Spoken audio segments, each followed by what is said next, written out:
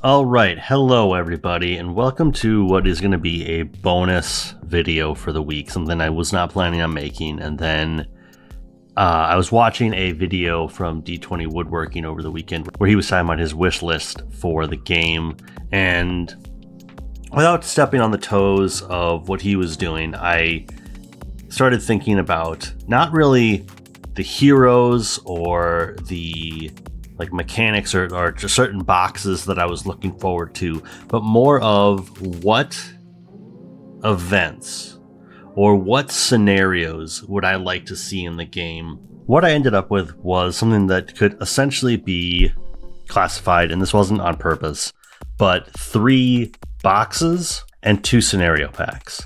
At first I was looking at it going like, okay, well, what's a villain I'd like to see? And that could fit into anywhere. But then as I began to expand it out, I began to think about like things that were big enough that you could have more than one scenario kind of under the umbrella of an idea. And so that's where we're going to start. We're going to use my knowledge of comics and my understanding and having read comics for a long time to actually say, here are events we could do. I guess we're going to be hitting 4 points for each one of them. What the thing was in the comics, what I envision it could be in Marvel Champions, the affected heroes, in the non-scenario pack scenarios, like what heroes could be part of that box, and I guess expanding it out to a wave. And then what are the villains that are involved in this? I think all of this is with the understanding that Fantasy Flight is not beholden to make a campaign box that is in perfect alignment with the event that occurred or the scenario or whatever it is. Like they're not beholden to go one-to-one with what actually happened in the comics. And then we're going to start that out with my first example, my number 5 of the top 5, and that's Shadowland, which is in the comics is an event where a Daredevil-led hand, the ninjas, like the Ninja Turtles have the foot and Daredevil has the hand. They share an origin too, if you're not aware of that. The toxic stuff that turned Daredevil into Daredevil in the comics, that toxic stuff went down the drain and turned the Ninja Turtles into Ninja Turtles. Now, it's not canon, that's just the joke that I think might actually be in the Ninja Turtles 80s comics, was that it was that on the nose, but then the hand and the foot. In the comics, Daredevil has gone a little bit evil and has taken over the hand and is going up against street level heroes. In Marvel Champions, because Daredevil is not a villain, and because people would want to see Daredevil as a hero, go anywhere, people will tell you that. I would see it as simplified down to the hand, possibly led by Elektra, versus street level heroes. Why I use this as my first example and why this is the lowest one on my tier is, like I said, my understanding is that Fantasy Flight wants their heroes to be heroes and not villains. You can take a villain and turn them into a hero, but they're not going to do a scenario where a hero becomes the villain, which I think is a fundamental misunderstanding of why we can't do something like Civil War. They're not going to do scenarios where you can fight Iron Man or Captain America, where you're fighting Tony Stark, Iron Man, and Steve Rogers, Captain America. Same thing. Daredevil kills Ghost Rider in this. They're not going to do that.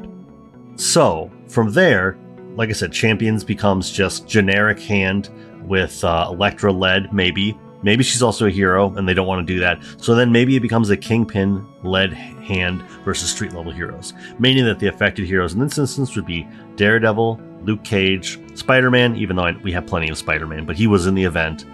So it was like White Tiger, if I had to put her on the list.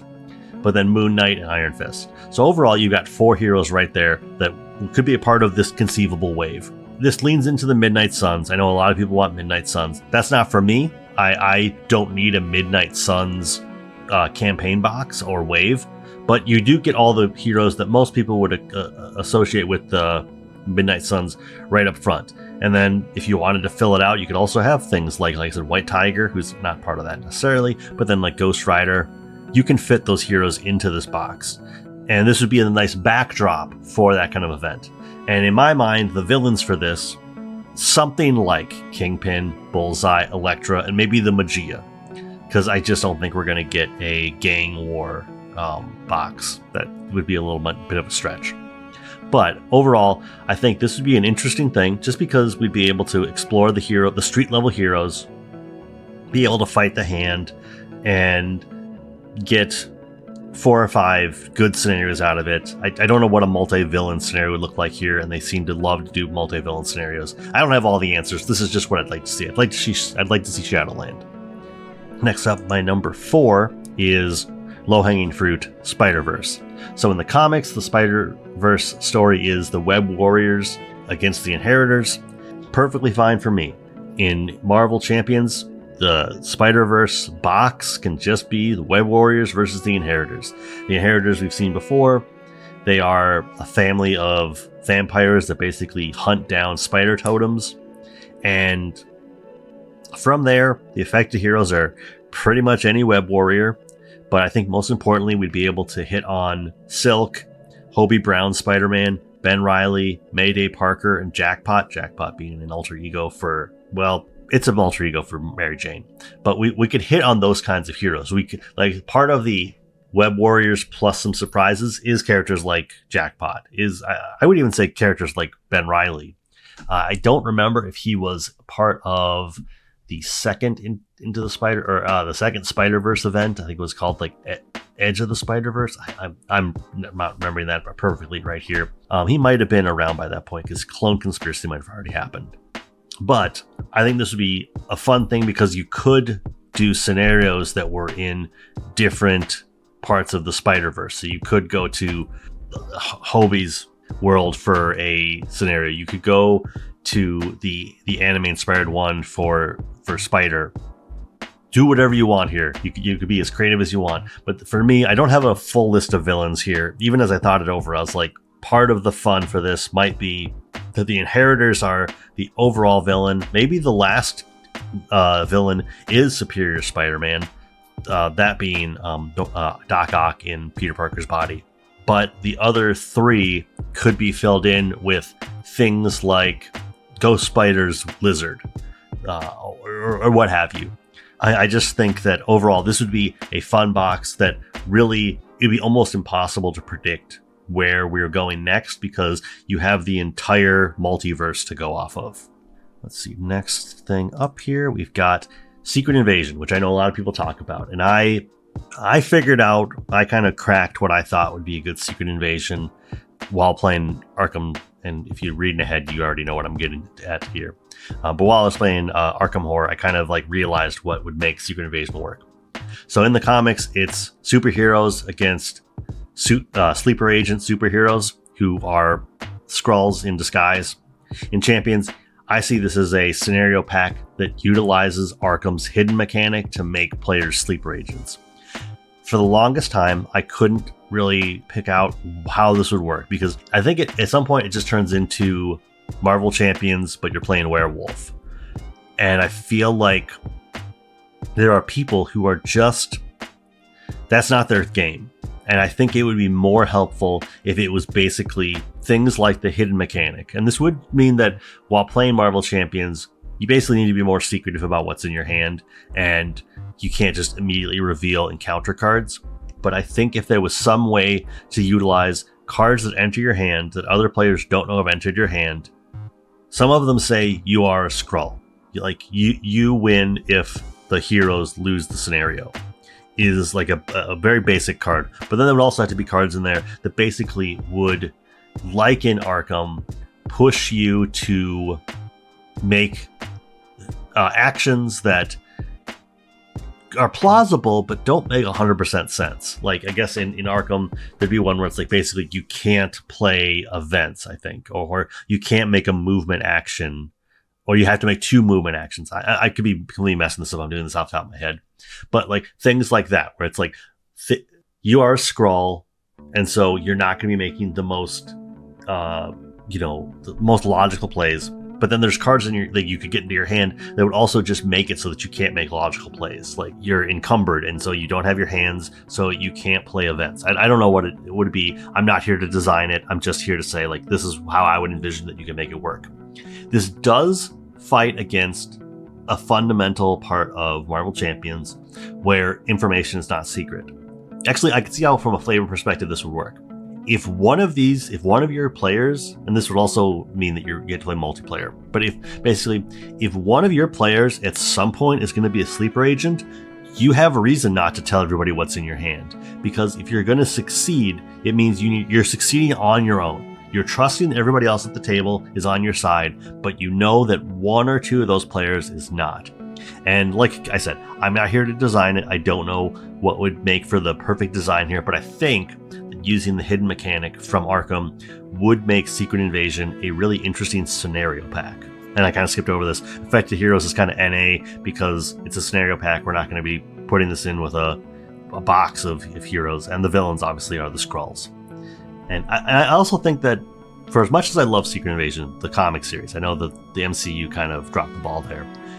I do think that this is an idea that would get old if you tried to stretch it out into multiple parts. I think I guess you got the Mojo scenario thing where you have 3 scenarios in one box. That might be the perfect amount. I'm also okay with it only being like the Green Goblin one where there's 2 scenarios. And maybe they are 2 scenarios that you don't have to play back to back, but that you could play back to back, or you could just play it by themselves, but they are werewolf essentially. Next up, we have Siege, which is an event that happened in the comics where the Dark Avengers, led by Norman Osborn as Iron Patriot, attack Asgard. In Marvel Champions, I think we should simplify it. It would just be a government agency, maybe it's Sword, maybe it's Hammer, attacks Asgard. I want to simplify it just because, once again, I think that you can take the idea of an event and skew it so that it's not true to the comics, but still gets with a point across.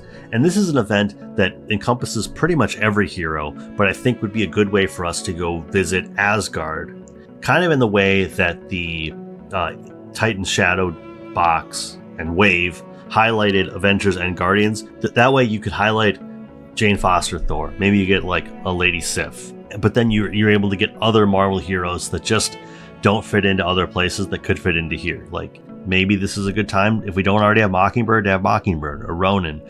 Any hero could fit into there, and I think that's what's important, is that this is kind of a all hands on deck thing.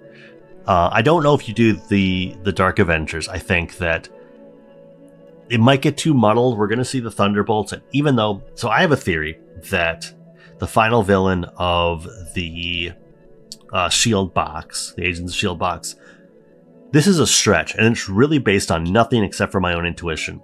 The last villain might be Norman Osborn, and that what they're not telling us yet is that this box is actually a 2-part box, and that Dark Reign is the second box in like a two box block. I have nothing to base that on. The second box with the Dark Avengers, where we're going up against Iron Patriot, and we're going up against the fake Miss Marvel and the fake Spider-Man, who's really Mac Gargan Venom, Daken as Wolverine. Like, then we could use the Secret Warriors, which is a team that Nick Fury has, that basically are the children of superheroes and supervillains that nobody knows are powerful, which that's why he can trust them during the events of Secret Invasion and the events of Siege and Dark Reign, is because nobody knew that these people had power, so there's no reason to believe that the Skrulls infiltrated there. And then by proxy, when Norman Osborn takes over S.H.I.E.L.D., nobody knows that these heroes even exist, so they're completely off his radar. Yeah, so overall, I think that any villain here could be something on the level of Hydra. And then I think a good end point for that would be fighting the Void. We're not going to get into the Void right now, but I don't know what they're going to do with Cthulhu over in Arkham Horror. They could basically take the ideas they have for an Eldritch Horror and turn it into the Void for our game, and you probably wouldn't even skip a beat. But the last thing I want to see is I want to see a Count Nefaria scenario pack. In the comics, he is a Avengers/X-Men level threat. In Marvel Champions, he would be a great scenario pack that I will come to Fantasy Flight and freelance, and I will design for them. The affected heroes here are pretty much anybody in the Marvel suite, and the villain is Count Nefaria. If you don't know who Count Nefaria is, he is a villain he's a classic villain. He's also a podcaster, and he is a villain that still exists now. He went up against the New Mutants not too long ago, and he is an Avengers level threat. Like, he really, like, he took on the entire Avengers in, like, I think it was the 70s, just like effortlessly. He got super powered and he just went at it. He has ionic powers. He might be a vampire. He may not be a vampire. If he's not a vampire, why does he have Count in his name? He's also tied to the Magia, which I mentioned for Shadowland. This is a scenario pack just waiting to happen, and I want to see it. He is my favorite villain in Marvel, maybe besides Empire, but that's a story for another day. And yeah, I will design this. I will make it happen. Please just call me, reach out to me, whatever you can. But that is my top 5. We're looking at Shadowland, Spiderverse, Secret Invasion, Siege, and Count Nefaria. But that's all I have for you. Please support me in whatever way you can. Right now, I'm just looking for views and subscribers. That's like my number one goal. Just to create content that people like and want to watch and they want to subscribe to. So if you can help me out in any way possible, I appreciate it. I will catch you all next time, and have a great morning, evening, night, whatever you're doing. Just have that. Bye.